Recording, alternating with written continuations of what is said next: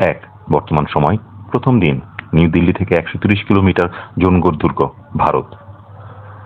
পিতৃপুরুষের কাছ থেকে পাওয়া কেল্লার গবেষণা কক্ষে বসে চায়ের কাপে চুমুক দিলেন বিক্রম সিং। এইমাত্র কথা বলেছেন দুনিয়ার অপপ্রান্ত ক্যালিফোর্নিয়ার সান জোসেতে বসবাসরত ভ্রাতুষ্পুত্র বিজয়ের সাথে। লম্বা চওড়া সুস্বাস্থ্যের অধিকারী বিক্রমের তারুণ্য মাখা মুখখানা দেখলে মনে হয় বয়স বুঝি 65-র চেয়েও 20 বছর কম। বিশ্বাসঘাতকতা করেছে কেবল সাদা চুলের জট। দুর্ভাগ্যজনক এক গাড়ি দুর্ঘটনায় বিজয়ের মা বাবার মৃত্যুর পর মাত্র 15 বছর বয়সে ছেলেটাকে পড়াশোনার জন্য যুক্তরাষ্ট্রে পাঠিয়ে দেওয়ার পর থেকেই অস্থির হয়ে থাকেন প্রতি সপ্তাহে ওর সাথে কথা বলার জন্য। আজ এত বছর পরেও বিক্রমের অবাক লাগে ভেবে যে মর্মান্তিক সেই ঘটনাটা আসলে কোনো দুর্ঘটনা ছিল নাকি অন্য কিছু। মুখোমুখি সংঘর্ষ হলেও ট্রাক ড্রাইভারকে কখনো খুঁজে পাওয়া যায়নি। সেই সময় গাড়িতে না থাকাতেই বেঁচে গিয়েছে বিজয়। মাথা নাড়লেন বিক্রম সিং। না, তিনি হয়তো একটু বেশি ভাবছেন, কিন্তু এটাও তো ঠিক যে তার মাথার ভিতরে বিশাল বড় বড় খাড়া ঝুলছে। কে জানে, হয়তো এটা 15 বছর আগেও ছিল। আর এই ভয়ে নিউ দিল্লিতে নিজের আরামদায়ক অ্যাপার্টমেন্ট ছেড়ে চলে এসেছেন এখানে জোনগড় দুর্গে। নিজের অজান্তেই চোখ চলে গেছে ডেস্কের পাশে থাকা নিউজ ক্লিপিংসের আটকানো নরম বোর্ডের দিকে। গত 2 বছরের বিশ্বজুড়ে রহস্যজনকভাবে খুন হয়েছেন 8 জন, তার মতো নিজ নিজ ক্ষেত্রে সুবিখ্যাত বিজ্ঞানী, চিকিৎসক, প্রকৌশলী আর স্থপতি। নিউক্লিয়ার সায়েন্টিস্ট বিক্রম সিং 1974 সালে পোখরানে ভারতের প্রথম নিউক্লিয়ার বিস্ফোরণের ক্ষেত্র গুরুত্বপূর্ণ ভূমিকা রেখেছিলেন।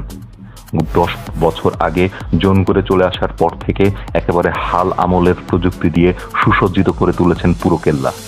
বছরের পর বছর ধরে কাজ করে ঠিক 500 বছর আগেকার মতে দুর্ভেদ্য করে তুলেছেন পুরো দুর্গ।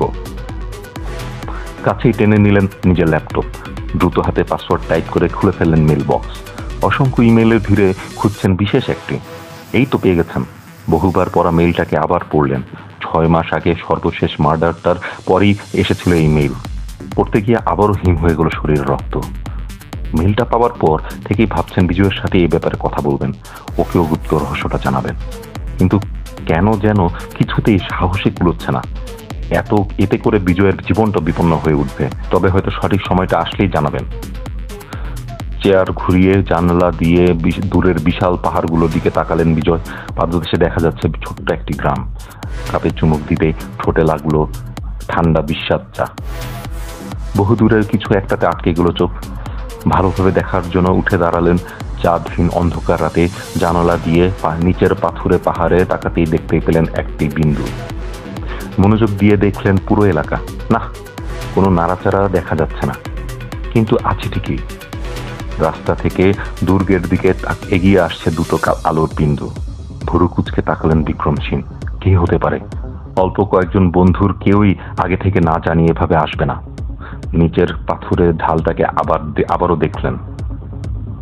না, আর কোনো নড়াচড়া নেই। মুহূর্ত খানেকের জন্য অন্ধকারে তাকিয়ে হারিয়ে গেলেন নিজের ভাবনার জগতে। এরপরে কিছু একটা মনে হতেই গবেষণা কক্ষ ছেড়ে দুর্গের প্রবেশের মুখের দিকে দৌড় দিলেন। পাহাড়ের দিক থেকে এগিয়ে আসা আলো দেখে কেন যেন অস্বস্তি পাচ্ছেন না। যদি কোনো গাড়িও হয়, এখানে তো এই সময়ে এটা থাকার কথা নয়। আর তারপরেও কেনই বা উধাও হয়ে গেল? সদর দরজা খুলে অন্ধকারে তাকালেন বিক্রম সিং। অস্বাভাবিক কিছু নেই। পুরো বাগান জুড়ে কেবল নিস্তব্ধতা। কিন্তু ফেরার জন্য ঘুরতেই জমে গেলেন বিক্রম।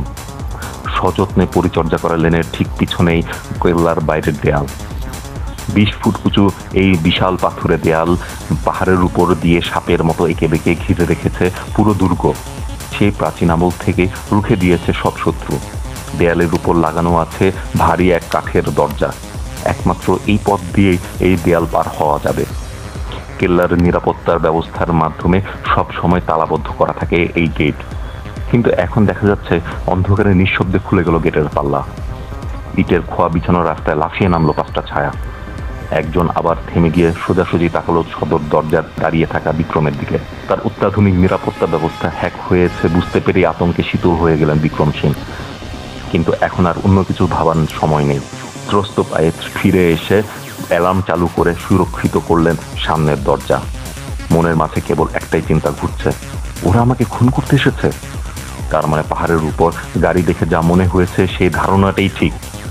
বয়সের তুলনায় দ্রুত দৌড়ে হলের পথ আর পাথুরে সিঁড়ি পার হয়ে চলে এলেন পড়ার ঘরে। তারপরেও তেমন একটা হাঁপাচ্ছেন না। মাথায় বইছে চিন্তার ঝড়, অদ্ভুত সব সন্দেহ আর আতঙ্কে দুলছে মন। জানেন এরা কিসের খোঁজে এখানে এসেছে?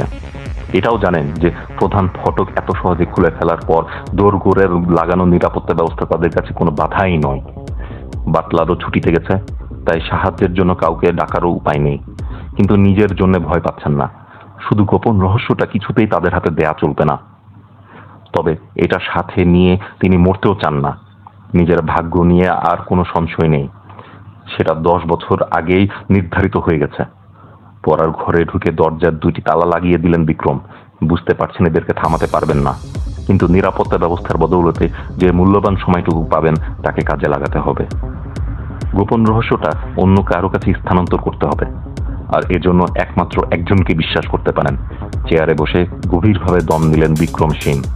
মনে মনে আওড়ে নিলেন 6 মাসে আগে ঠিক করে রাখা শব্দগুলো। উদ্দেশ্য সিদ্ধির জন্য সংবাদটাতে কোনো ভুল করা চলবে না।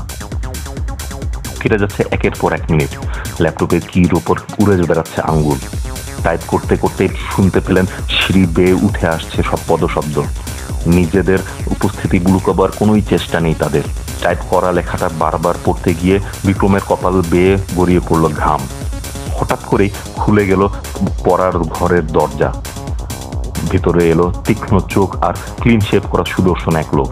পিছনে এলো 3 জন স্থূলকায় দাড়িওয়ালা, সাথে কালো ডাফেল ব্যাগ হাতে খাটো আর কৃষ্কায় একজন। তোমার সাথে আবার দেখা হয়ে ভালো লাগছে বিক্রম, অমায়িকভাবে বলে উঠল দলের নেতা। যদিও মনে হচ্ছে না তুমিও তাই ভাবছো। উত্তরের অপেক্ষা না করেই ডেস্কের ওপাশে চেয়ারের উপর গিয়ে বসে পড়ল লোকটা। আমি জানতাম তুমি আসবে ফারুক। বহু কষ্টে নিজের কণ্ঠস্বর সংযত করলেন বিক্রম। তাহলে ওটা কই? হস্তান্তর করার জন্য নিশ্চয়ই তৈরি করে ফেলেছ। কোনো কথা না বলে অবজ্ঞা দেখিয়ে তাকিয়ে রইলেন বিক্রম, আর ডান হাত দিয়ে আস্তে করে ক্লিক করলেন মাউস। কিন্তু দেখে ফেলল ফারুক।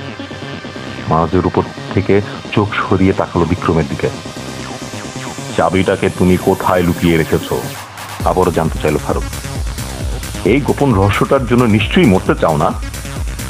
বুকের গভীর থেকে দম নিয়ে নিঃশ্বাস ছাড়লেন বিক্রম, যেন নিজেকে স্থির করলেন। এই চাবিটা তোমার নয় ফারুক, আর আমাকে মারলেই যে এটা পাবে তাও নয়।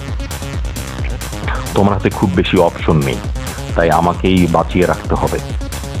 হালকা একটা শব্দ করলো ল্যাপটপ। সাথে সাথে কম্পিউটার নিজের দিকে ঘুরিয়ে নিল ফারুক। বিক্রম থামাতে চাইল, চেয়ারের 3 দিক থেকে এসে তাকে আটকে ফেলল 3 দাড়িওয়ালা। ল্যাপটপের স্ক্রিনের দিকে খানিক তাকিয়ে তবে মাউসের দিকে হাত বাড়ালো ফারুক। পরবর্তী কয়েক মিনিট সীসার মতো ভারী নীরবতার ভরে রইল রুমের বাতাস। শোনা গেল কেবল মাউসের ক্লিক ক্লিক আওয়াজ। কোনো অপশনস নেই। অবশেষে চোখ তুলে তাকালো ফারুক। আমার তো মনে হয় এইমাত্র আমাদের হাতে চাবিটা তুলে দিয়েছে। হেসে ফেলল ফারুক। আর এই ফলেই প্রয়োজন ফুরালো। শূন্য হয়ে গেল বিক্রমের ভেতরটা। ওরা ধোঁকাবাজি ধরে ফেলেছে, তার মানে কি চাবিটাও পেয়ে যাবে? কিন্তু সাহস হারালেন না বিক্রম সিং। তুমি এটা কখনোই খুঁজে পাবে না। এর জন্য ধাঁধার সবকটি অংশই দরকার। আর এই কারণে 2000 বছরেরও বেশি সময় ধরে রহস্যই থেকে গেছে এই গোপন রহস্য। চেহারাতে খানিক সন্দেহ দেখা দিল, সাথে সাথে তা আড়াল করে ফেল ফারুক। এর চেয়েও কম সময়ে আমরা কি পেয়েছি তা দেখলে তো তুমি অবাক হয়ে যাবে।